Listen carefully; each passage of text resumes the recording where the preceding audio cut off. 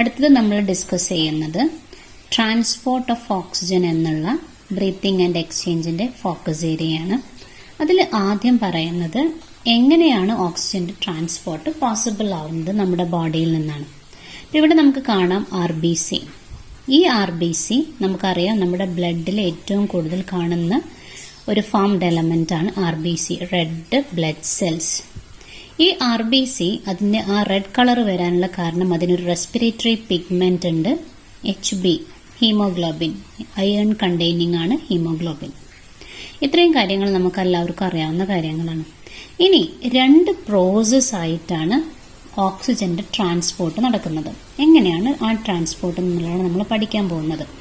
First പ്രോസസ്സിന്റെ പേര് loading എന്നും രണ്ടാമത്തത് അൺലോഡിംഗും ആണ്. എന്താണ് ലോഡിംഗ്? ലോഡിംഗ് എന്ന് പറഞ്ഞാൽ ഇത് നടക്കുന്നത് ലങ്സിലെ അൽവിയോളയിൽ വെച്ചിട്ടാണ്. അപ്പം ഈ കാണിച്ചിരിക്കുന്നത് HB എന്ന് മാർക്ക് ചെയ്തിരിക്കുന്നത് നമ്മൾ ഹീമോഗ്ലോബിനാണ്. അപ്പോൾ RBCയിലുള്ള റെസ്പിറേറ്ററി പിഗ്മെന്റ് ആയ ഹീമോഗ്ലോബിൻ ഓക്സിജൻ മോളിക്യൂളുമായിട്ട് ജോയിൻ ചെയ്ത് HbO2 അല്ലെങ്കിൽ ഓക്സി ഹീമോഗ്ലോബിൻ ഉണ്ടാവും. ഈ ഒരു പ്രോസസ് ആണ് നമ്മൾ എന്ത് പറയുന്നത്? Loading. So what is loading? is it occurs in the lungs of alveoli of lungs. Here the HB of the RBC combined or binds with the oxygen molecules to form oxyhemoglobin. And here one point to be mentioned that one HB molecule can accommodate or bind with 4 oxygen molecules. അതായത് ഒരു HB മോളിക്യൂളിന്, ഒരു haemoglobin മോളിക്യൂളിന് 4 valencies ഉണ്ടാവും.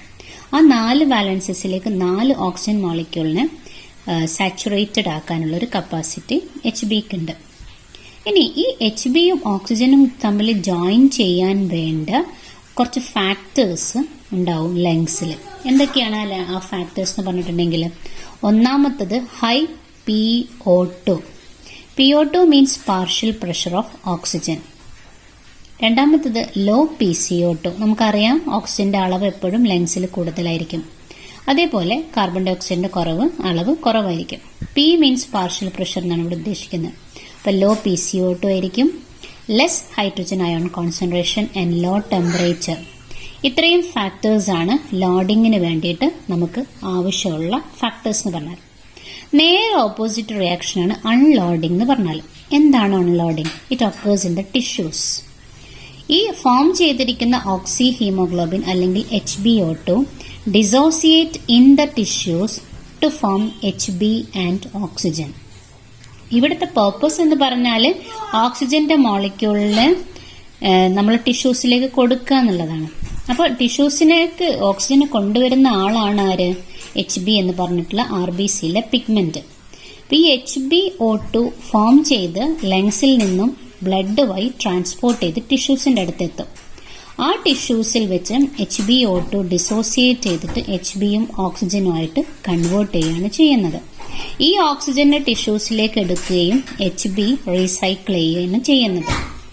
Okay, ഇനി ഏതൊക്കെയാണ് ഇതിന്റെ factors? ഒന്നാമത്തെ factor law PO2 ആണ്. നേരത്തെ പറഞ്ഞതിന്റെ just opposite. Low PO2, high PCO2, high hydrogen ion concentration and high temperature. ഇത്രയും കാര്യങ്ങളാണ് അൺലോഡിങ്ങിന് ആവശ്യമായിട്ട് വരുന്നത്. അടുത്തത് നമ്മളിപ്പോൾ പറഞ്ഞ ഓക്സിജന്റെയും ഹീമോഗ്ലോബിന്റെയും അസോസിയേഷൻ അനുസരിച്ച് ഓക്സിജൻ ഡിസോസിയേഷൻ കർവ് ഇവിടെ നമുക്ക് ഉണ്ടാക്കാൻ കഴിയും. ഇതൊരു സിഗ്മോയിഡ് കർവാണ്. ഓക്കെ, ഈ സിഗ്മോയിഡ് കർവിൽ 2 ആക്സിസ് ഉണ്ടാവുമല്ലോ ഒരു ഗ്രാഫ് നമ്മൾ വരയ്ക്കുന്ന സമയത്ത്. X ആക്സിസിൽ PO2ഉം ആൻഡ് Y ആക്സിസിൽ നമ്മൾ പെർസെന്റേജ് ഓഫ് സാച്ചുറേഷനും ആണ് എടുത്തിരിക്കുന്നത്. അപ്പോൾ പെർസെന്റേജ് ഓഫ് സാച്ചുറേഷനും X ആക്സിസും എടുക്കുന്ന സമയത്ത്, PO2ഉം എടുക്കുന്ന സമയത്ത് നമുക്ക് ഇങ്ങനെ ഒരു S ഷേപ്പ് പോലെയുള്ള ഒരു ഗ്രാഫ് കിട്ടും. എന്താണ് ഈ ഗ്രാഫ് കൊണ്ട് ഉദ്ദേശിക്കുന്നതെന്ന് കരുതിയാൽ, ഓക്സിജൻ ലെവല് 100% ആവുന്ന സമയത്ത് 100% സാച്ചുറേഷൻ ആണ് സംഭവിക്കുന്നത്. ഇനി ഓക്സിജന്റെ ലെവല് നമ്മൾ 60 ആക്കിയിട്ട് -A അല്ലെങ്കിൽ കുറച്ചു കൊണ്ടുവരാണ്. So there is a 40% decrease, isn't it? ഈ 40% ഡിക്രീസ് വരുന്ന സമയത്ത് പെർസെന്റേജ് ഓഫ് സാച്ചുറേഷനിൽ എത്രയാ വരുന്നത്? 100 എന്നുള്ളതിൽ നിന്നും 90 നമുക്ക് കിട്ടുന്നത്. അതായത് ഇവിടെ നമുക്ക് കിട്ടുന്നത് 10% ഡിക്രീസ് ആണ്. സോ ഫസ്റ്റ് പോയിന്റ് എന്ന് പറഞ്ഞാൽ 100% PO2 ഉള്ളപ്പോൾ 100% സാച്ചുറേഷൻ. PO2 നമ്മൾ 60 ആക്കിയ സമയത്ത് saturation is decreased in to 90. അപ്പോൾ നമുക്ക് ഇങ്ങനെ പറയാം, if PO2 is 100%, the percentage of saturation is 100. When the PO2 decreases into 60, the percentage of saturation is only 90. So 40% ഓക്സിജനിൽ കുറവ് വന്നാലും സാച്ചുറേഷനിൽ എത്രയേ വ്യത്യാസം വരുന്നുള്ളൂ? 10% മാത്രം. അപ്പോൾ മനസ്സിലായോ? അപ്പോൾ ഓക്സിജന്റെ ലെവല് കുറഞ്ഞാൽ അതിനനുസരിച്ച് ലങ്സ് അല്ലെങ്കിൽ ബോഡി അതിനനുസരിച്ചിട്ട് എക്യുപ്പ് ചെയ്ത് ഓക്സിജനെ കൂടുതൽ HBO ആയിട്ട് ബൈൻഡ് ചെയ്യാനുള്ളൊരു പ്രവണതയുണ്ടാവും. അപ്പോൾ അങ്ങനെ സംഭവിക്കുന്നതാണ് ഈ ഓക്സിജൻ ഡിസോസിയേഷൻ കർവ് കൊണ്ട് നമ്മൾ മനസ്സിലാക്കേണ്ടത്. അപ്പോൾ ഈ ഒരു പോയിന്റ് നിങ്ങൾ എപ്പോഴും മനസ്സിൽ ഓർമ്മിച്ചു വെക്കാം. 100, 100 and 60, 90. 100% PO2 100% saturation, 60% PO2 90% saturation. That is, a decrease in the 40% of PO2 causes only 10% of saturation difference. Saturation എന്താന്ന് നമ്മളിവിടെ പറഞ്ഞിരുന്നു. ഒരു HP മോളിക്യൂളിന് 4 ഓക്സിജൻ മോളിക്യൂൾ ഉണ്ടാവുന്ന അവസ്ഥയ്ക്കാണ് എന്ത് പറയുന്നത്? സാച്ചുറേഷൻ. അപ്പോൾ മാക്സിമം HB സാച്ചുറേറ്റഡ് ആണ് എന്നുണ്ടെങ്കിൽ അയാളുടെ ബോഡിയിൽ ബ്രീത്തിങ്ങിന് യാതൊരു പ്രോബ്ലവും ഉണ്ടാവില്ല. ക്ലിയർ ആയല്ലോ? അപ്പോൾ സാച്ചുറേറ്റഡ് ആവണം എപ്പോഴും. അപ്പോൾ ആ സാച്ചുറേഷൻ്റെ ലെവൽ വളരെ കുറച്ചു മാത്രമേ കുറയുന്നുള്ളൂ, നമ്മൾ എത്ര ഓക്സിജൻ കുറഞ്ഞാലും. ഇങ്ങനെ കിട്ടുന്ന ഈ കർവിനെയാണ് നമ്മൾ എന്ത് പറയുന്നത്? ഓക്സിജൻ ഡിസോസിയേഷൻ കർവ് എന്ന് പറയുന്നത്. അതിൽ എക്സ് ആക്സിസിൽ നമ്മൾ ഓക്സിജനും Y ആക്സിസിൽ നമ്മൾ പെർസെൻറ്റേജ് ഓഫ് സാച്ചുറേഷനുമാണ് മാർക്ക് ചെയ്യുന്നത്. ഇത്രയും മനസ്സിലായല്ലോ?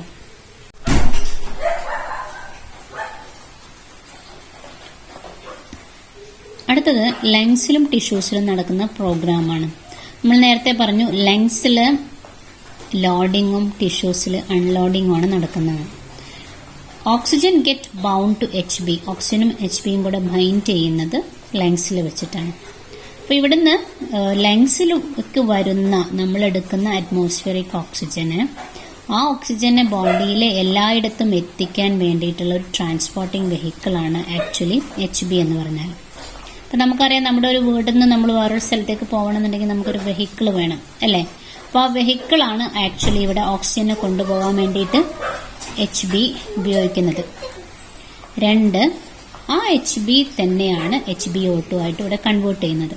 ഇനി ടിഷ്യൂസിൽ വെച്ചിട്ട് ആ HbO2 ഡിസോസിയേറ്റ് ചെയ്തിട്ട് HBയും ഓക്സിജനും ആയിട്ട് മാറും. ഏകദേശം 100 ml ഓക്സിജനേറ്റഡ് ബ്ലഡ്, അതായത് പ്യുവർ ബ്ലഡ് അല്ലേ, ആ പ്യുവർ ബ്ലഡിന് 5 ml ഓക്സിജനെ ടിഷ്യൂസിലേക്ക് ഡെലിവർ ചെയ്യാനുള്ള കപ്പാസിറ്റി ഉണ്ട്. 100 ml ബ്ലഡ് ഉണ്ടെങ്കിലാണ് 5 ml ഓക്സിജനെ എല്ലാ ടിഷ്യൂസിലേക്കും എത്തിക്കുന്നത്. ഓക്കെ, അടുത്തത് റെസ്പിറേറ്ററി ഡിസോർഡേഴ്സ് ആണ്. ഫസ്റ്റ് വൺ വരുന്നത് ആസ്മയാണ്. ആസ്മ എന്ന് പറഞ്ഞാൽ ഡിഫിക്കൽറ്റി ഇൻ ബ്രീത്തിങ്. നമ്മൾ കണ്ടിട്ടുണ്ടാവും ആസ്മ പേഷ്യൻസിന് അല്ലേ, ഒരു വലിവ് ഉള്ളതുപോലെയാണ് ഉണ്ടാവുക. അതായത് ബ്രീത്തിങ് എടുക്കാൻ വേണ്ടിയിട്ട് ഒരുപാട് ബുദ്ധിമുട്ടുന്ന ആളുകളാണ് ആസ്മ പേഷ്യൻസ്. എങ്ങനെയാണ് ഈ ആസ്മ ഉണ്ടാവുന്നത്? Due to inflammation of bronchi and bronchioles. നമ്മൾ പഠിച്ചിട്ടുണ്ട് ബ്രോങ്കൈൻ്റെ സ്ട്രക്ചർ അല്ലേ, ഇങ്ങനെയാണ് ബ്രോങ്കൈയും ബ്രോങ്കസും ബ്രോങ്കിയോൾസും ഉണ്ടാവുക. അപ്പോൾ ഇതിലൊക്കെ ഈ ഒരു മ്യൂക്കസ് വന്നിട്ട് അക്യുമുലേറ്റ് ചെയ്തിട്ട് ഇവിടെ ഇങ്ങനെ ബ്ലോക്ക് ആവും. അപ്പോൾ ഇതിലൂടെ ഈ എയറിന് പാസേജ് ഡിഫിക്കൽട്ട് ആവും. അതുകൊണ്ടാണ് അവർ കുറച്ചുകൂടി സ്ട്രെയിൻ ചെയ്തിട്ട് ബ്രീത്ത് ചെയ്യുന്നത്. അപ്പോൾ ഇങ്ങനെ ഒരു ഇൻഫ്ലമേഷൻ അല്ലെങ്കിൽ ഒരു സ്വെല്ലിങ് ബ്രോങ്കസിനും ബ്രോങ്കിയോൾസിനും വരുന്നൊരവസ്ഥയ്ക്കാണ് എന്ത് പറയുന്നത്? ആസ്മ എന്ന് പറയുന്നത്. രണ്ടാമത്തെ ഡിസീസാണ് emphysema. Emphysema is a chronic disorder. Alveolar walls damage ആവുകയാണ് ചെയ്യുക. നമുക്കറിയാം അൽവിയോളാർ എന്ന് പറഞ്ഞിട്ടുണ്ടെങ്കിൽ ഒരു എയറിൻ്റെ സാക്കാണ്. ഇങ്ങനെയുള്ള ഒത്തിരി സാക്സ് ഒന്നിച്ചായിരിക്കും ഉണ്ടാവുക അല്ലേ. ഇവിടെ സംഭവിക്കുന്നത് എന്താന്ന് വെച്ചിട്ടുണ്ടെങ്കിൽ ഈ വാൾസ് തമ്മിൽ ഈ ഒരു ബൈൻഡിങ് ചെയ്യുന്ന സ്ഥലത്ത് കൂട്ടിമുട്ടിയിട്ട് ഇത് തമ്മിൽ ബ്രേക്ക് ആവും. അപ്പോൾ 3 അൽവിയോള ഉള്ള സ്ഥലത്ത് ഒറ്റ ലെയർ മാത്രമായിട്ട് ഇങ്ങനെ ഫോം ചെയ്യും. അൽവിയോളർ വാൾ ഡാമേജ് ആവും. ഡാമേജ് ആവുമ്പം ഇപ്പം ഇവിടെ 3 വാളിലേക്കുള്ള ഓക്സിജന്റെ എന്ത് നടക്കുമായിരുന്നു? എക്സ്ചേഞ്ച് നടക്കുമായിരുന്നു. പക്ഷേ ഇത് പൊട്ടിക്കഴിയുമ്പം അല്ലെങ്കിൽ ഇത് ഡാമേജ് ആവുമ്പം എല്ലാം കൂടെ ഒന്നിച്ച് ഒരൊറ്റ സിംഗിളായിട്ട് മാറുന്ന സമയത്ത് ഇവിടെയുള്ള റെസ്പിറേറ്ററി സർഫസ് അല്ലെങ്കിൽ എക്സ്ചേഞ്ച് ഓഫ് ഓക്സിജൻ നടക്കേണ്ട ഏരിയ കുറയും. അപ്പോൾ സർഫസ് ഏരിയ എപ്പോഴും കുറവാണ് എംഫൈസീമ പേഷ്യൻസിൽ ഉണ്ടാകും. സ്വാഭാവികമായിട്ടും അവരുടെ ബോഡിയിലേക്ക് എത്തുന്ന ഓക്സിജന്റെ ലെവലും കുറയും. ഇതുണ്ടാക്കാൻ ഒരൊറ്റ ആളാണ് സിഗരറ്റ് സ്മോക്കിംഗ് ആണ് അതിന്റെ മെയിൻ റീസൺ ആയിട്ട് പറയുന്നത്. മൂന്നാമത്തേതാണ് OLD അല്ലെങ്കിൽ ORD, ഒക്യുപ്പേഷണൽ ലങ് ഡിസീസ് അല്ലെങ്കിൽ ഒക്യുപ്പേഷണൽ റെസ്പിറേറ്ററി ഡിസോർഡർ എന്ന് പറയും. നമ്മൾ കണ്ടിട്ടുണ്ടാവും ഈ സ്റ്റോൺ ബ്രേക്ക് ചെയ്യുന്ന അല്ലെങ്കിൽ ആസ്ബസ്റ്റോസിന്റെ സിലിക്കോസിന്റെ ഒക്കെ ഫാക്ടറിയിൽ വർക്ക് ചെയ്യുന്ന ആളുകൾ, കരിങ്കല്ലൊക്കെ പൊട്ടിക്കുന്ന ആളുകളുടെ ഒക്കെ അങ്ങനെയുള്ള ജോലികളൊക്കെ ഉണ്ടാവുമല്ലോ. അപ്പോൾ ആ ഒരു സംഭവങ്ങൾ അല്ലെങ്കിൽ ആസ്ബസ്റ്റോസിന്റെ ഷീറ്റിന്റെ വർക്ക് ചെയ്യുന്ന ആളുകൾ, അപ്പോൾ അവരുടെ ബോഡിയിലേക്ക് അതിന്റെ ഫൈൻ പൗഡേഴ്സ് അവരുടെ ഇൻഹലേഷൻ വഴി ബോഡീൻ്റെ ഉള്ളിലേക്ക് എത്തും. ആ ഇൻഹലേഷൻ വഴി എത്തുന്ന ആ ഫൈൻ പൗഡേഴ്സ് ലങ്സിൽ വന്നിട്ട് അക്യുമുലേറ്റ് ചെയ്യും. സ്വാഭാവികമായിട്ടും ഇറ്റ് കോസസ് ഫൈബ്രോസിസ് ഓഫ് ലങ്സിന്റെ മുകളിൽ ലങ്സ് ഒരു ഫൈബർ മാലയാവും. സാധാരണഗതിയിൽ ലങ്സ് ഇലാസ്റ്റിക് ആണ്, വളരെ സ്പോഞ്ചി ആയിട്ടുള്ളൊരു ടിഷ്യൂ ആണ്. പക്ഷെ അവിടെ ഫൈബർ പോലെ ആവുന്ന സമയത്ത് അതിന്റെ ലങ്സിന്റെ ഇലാസ്റ്റിസിറ്റി നഷ്ടപ്പെടും. അപ്പോൾ സ്വാഭാവികമായിട്ടും അതിന്റെ റെസ്പിറേഷൻ എന്നുള്ള ഒരു പ്രോസസ്സിനെ പൂർത്തിയാക്കാൻ ലങ്സിന് കഴിയൂല. So it causes serious lung damage.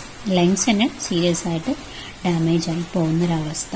പക്ഷെ ഇത് വളരെ കുറച്ചു കാലം കൊണ്ടൊന്നല്ല ഉണ്ടാവുക, കുറേ കാലങ്ങളോളം അതിനുള്ളൊരു എക്സ്പോഷർ കൊണ്ടാണ് OLD ആയിട്ട് ഒക്കർ ചെയ്യുന്നത്. അപ്പം നമ്മൾ അങ്ങനെയുള്ള വർക്ക് സൈറ്റ്സിലൊക്കെ ഈ മാസ്ക്, അതായത് കംപ്ലീറ്റ് ആ ഡസ്റ്റിനൊക്കെ പ്രിവെൻറ്റ് ചെയ്യാൻ പറ്റുന്ന രീതിയിലുള്ള മാസ്ക് ഒക്കെ വെച്ചിട്ട് ടൈം ഷെഡ്യൂളൊക്കെ വെച്ചിട്ടാണ് OLD വരാതിരിക്കാൻ വേണ്ടി ശ്രദ്ധിക്കുന്നത്. അപ്പോൾ ഇത്രയും ഭാഗങ്ങളാണ് ഈ റെസ്പിറേറ്ററി സിസ്റ്റം എന്നുള്ള ഭാഗത്ത് നമുക്ക് പഠിക്കാനുള്ളത്.